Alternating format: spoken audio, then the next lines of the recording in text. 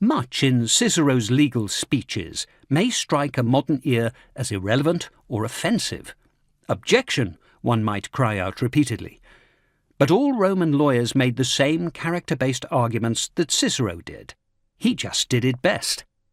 Rome was a highly stratified society. An individual's status was determined by their birth, wealth, and personal reputation. Every year, thousands were born into slavery and were denied all rights. On the other hand, some Romans inherited enormous privilege. Although the Roman form of government was republican, there were nobles who descended from consuls through the male line. Nobles had a great advantage when running for political office and arguing cases in the courts. The patricians, a few dozen families, some with several branches, were an even more exclusive group that traced their ancestry back to the earliest days of Rome. Although the criminal courts sometimes held the powerful accountable, they ultimately reinforced the hierarchy. Enslaved persons were not allowed to give testimony as the freeborn did, but had to endure interrogation under torture. Slaves were not allowed to give evidence against their owners. Slave owners could kill their slaves with impunity. This did not count as murder.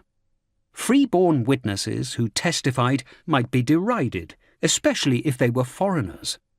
Lawyers openly said at trials dealing with extortion in territories under Roman imperial control that the interests of Roman citizens should be put ahead of those of other peoples. Cicero himself once pleaded with jurors that our fathers had acquitted one governor, despite much evidence, for many crimes of greed, because he had fought a vigorous war against runaway slaves. Of course, Cicero said that when defending another man accused of extortion. A prosecutor would take a different line.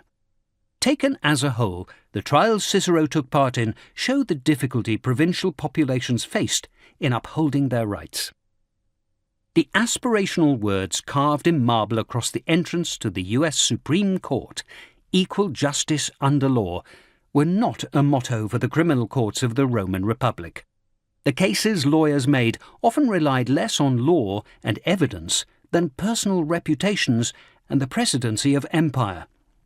Cicero won cases by diverting jurors' attention and stoking prejudice, and trial procedures allowed this to happen. Romans themselves questioned how fairly the courts worked. During Cicero's years as a lawyer, juries were often suspected of making decisions based on political pressure or bribes. On some occasions, as we shall see, they almost certainly did.